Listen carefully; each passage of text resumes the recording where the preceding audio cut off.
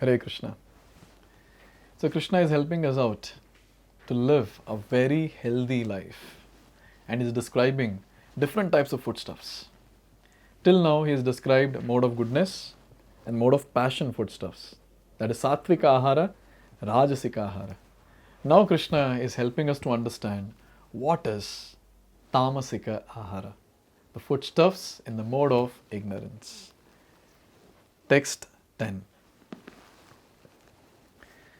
Yatayamam gata rasam puti paryushritam chayat uchishtam apicha medyam bhojanam tamasapriyam.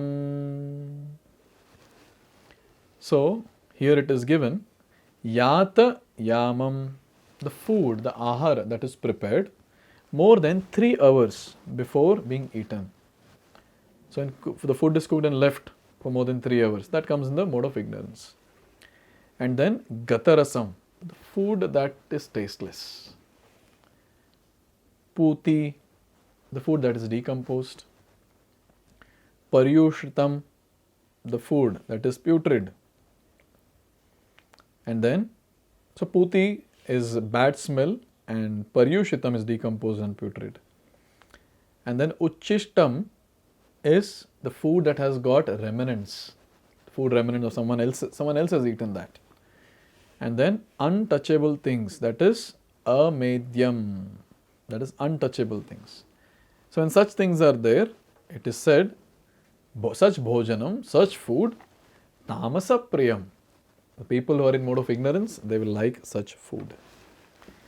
Now, it's a very important thing to understand what are these different foodstuffs so that we can avoid them. So here it is said, the food that is prepared more than 3 hours before being eaten. So basically that means the food is cooked and just left for a long time. And when such a food is eaten, that will affect the person in various ways. So say the food is just left, it becomes cold and it might get decomposed also if it is left for a long time, bad smell might start coming. So such foodstuffs should be avoided. But if the food after cooking is offered to the Lord and that is left for a long time, that will not get spoiled, or basically that will not get into mode of ignorance. Because as soon as it is offered to Krishna, that particular foodstuff become prasad or spiritualized transcendental foodstuff. So that will not be categorized in the mode of ignorance. That's how there are many dry food which is prepared, like various fried items, various sweets. When they are offered to the Lord, even after 1 month if we have that, that is transcendental only. Anytime we have it, it will be transcendental, it will be spiritual. It will not be in mode of ignorance. Now here it is said, the food that is tasteless. That basically means the food that does not have natural taste in itself. Like for example, various vegetables. You eat any vegetable, it will have its natural taste. It will not be tasteless. But then when it comes to meat, now any meat for that matter, the animal meat, the chicken and then the fish or whatever, when it is just had like that, the people who eat it, they will tell that how tasteless it is. And it is so tasteless that so much of spices have to be added, so much of masala should be added to make it palatable. This itself says that how tasteless it is. And forget about the tastelessness. But then now people say, oh no, it gives a lot of protein, a lot of vitamins and this and that. Yes, it gives the protein and vitamin of sin.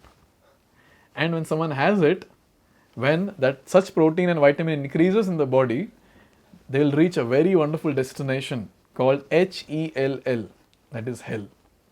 So this is a very, very important point to note, that it might be cool, it might be trendy, it might be fashion to eat non-veg. Even in the advertisement they show, right?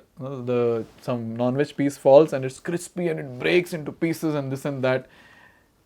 If we eat that, we'll also be thrown like that and then we'll also break into pieces in the hellish planet. And the people who are there around giving us punishment, they will laugh and they will enjoy. Now someone might say, no, this is how can we talk about food stuff? People are eating, whatever it is. we cannot challenge what is given in the Vedic scriptures. It is clearly said that meat, eggs, fish, all of that comes into the category of non-vegetarian food, and such food is categorized in the mode of ignorance, and anyone who has such a food is getting into that boundary or that particular category of sinful people, and they have to suffer for the same. Many times people say, no, eggs are vegetarian. I don't know who said this. Where is it given? No, they are like, that egg will not hatch, chick will not come out of it. Whatever it is, what is an egg? Egg is the menstrual fluid of the hen. Now, where is the question of eating someone else's menstrual fluid? That's so horrible. So, these are different things that we need to understand. So, when we follow the Vedic scriptures, it is clearly given. Krishna is telling this. In 9th chapter, he made it very clear to us. Patram, pushpam, phalam, toyam. This is what you need to offer to me, I'll accept. And the one which I give, that is prasad, you all can accept. You all can honor. So, patram, pushpam, phalam, toyam. Patram, leaf, pushpam, flower, phalam, fruit, toyam, water. And here, in this particular chapter, in the 8th shloka we saw, he's saying fatty, juicy, wholesome food. That is the grains and the pulses and the vegetables and the fruits and the milk, etc. So when all these foodstuffs, which are there, when we take that, we will live a very nice, healthy, satisfied life. Why? Because that is given in the life manual. If we follow the life manual, life will be very easy, simple and satisfying. Very nourishing. Very, very nourishing. Here it is said decomposed and putrid. That which smells, very dirty and things like that. Like for example, alcohol. So, people who drink alcohol for the first time, they'll be like, and then they'll somehow gulp that. And then addiction. After that, they will drink that also, and then side, you need to eat something with that and whatnot.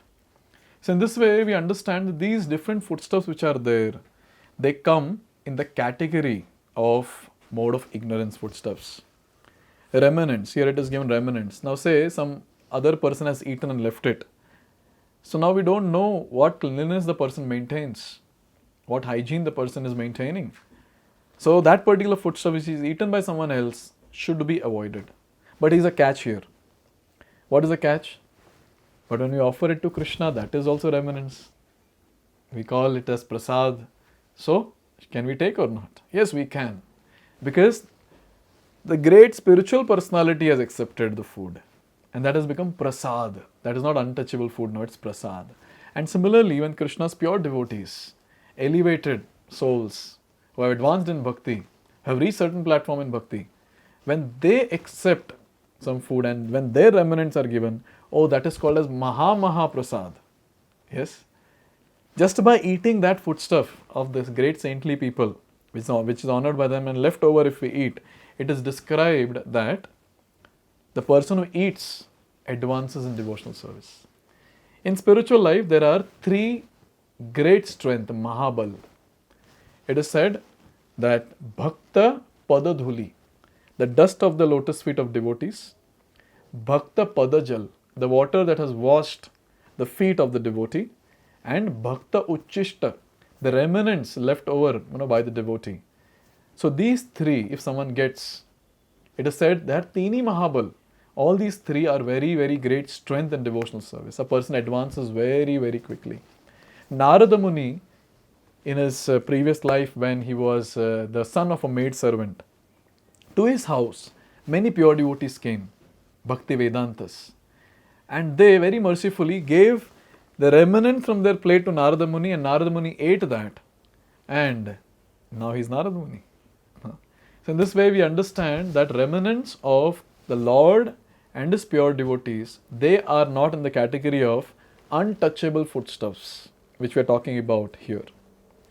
So when we eat the foodstuffs which are described here in the mode of ignorance, what happens? We will get into that category. Many times people ask, why no onion, garlic? No, it's very clear. You smell the onion, you smell the garlic, it is so horrible. Obviously, it will have some medicinal value. But medicines we don't take, plate bharke, right? So medicines are taken as medicines. But then, when it comes to these foodstuffs, onion and garlic and mushrooms, even mushrooms are grown in dark. So when we understand about these foodstuffs, we'll understand, okay, it will have medicinal value, but then, more than that, I want to advance spiritually. If someone does not want to advance spiritually, no problem. They can eat whatever they want. But the ones who are sincerely aspiring, no, I want to advance in spiritual life, in bhakti, I want to raise my consciousness to the next platform. Such people should make sure that they avoid such foodstuffs. They avoid the non-vegetarian foodstuffs, onion, garlic, alcohol, yes, all these different mushrooms. So all these different foodstuffs should be avoided. Why? Because such food we cannot offer to Krishna. Krishna will never accept. He's very clear, you need to offer these things to me in Bhagavad-gita. So only those foodstuffs which are sattvika can be offered to Krishna. And when Krishna accepts that, that becomes prasad. And when we honor prasad, we will be nourished from all angles. We will get a lot of sukriti, spiritual credits, and we'll be able to advance like anything in devotional service. So it is said here, therefore to make food antiseptic, eatable and palatable for all persons, one should offer food to the Supreme Personality of Godhead, Lord Shri Krishna. How amazing! How amazing this Bhagavad-gita is. It is giving us the most basic thing in life. So it is called as life manual. It is talking about what to eat. Which other book can be more practical than this? All those people who are deprived of the association of Bhagavad-gita are very, very unfortunate. We all are extremely fortunate. We have got the opportunity to explore such a wonderful life manual, which is a magical book. Anyone who follows experiences the magic. So let's continue such a wonderful discussion. We will see now different sacrifices performed in the three modes of material nature in our future videos. Hare Krishna. Hare Krishna, Hare Krishna.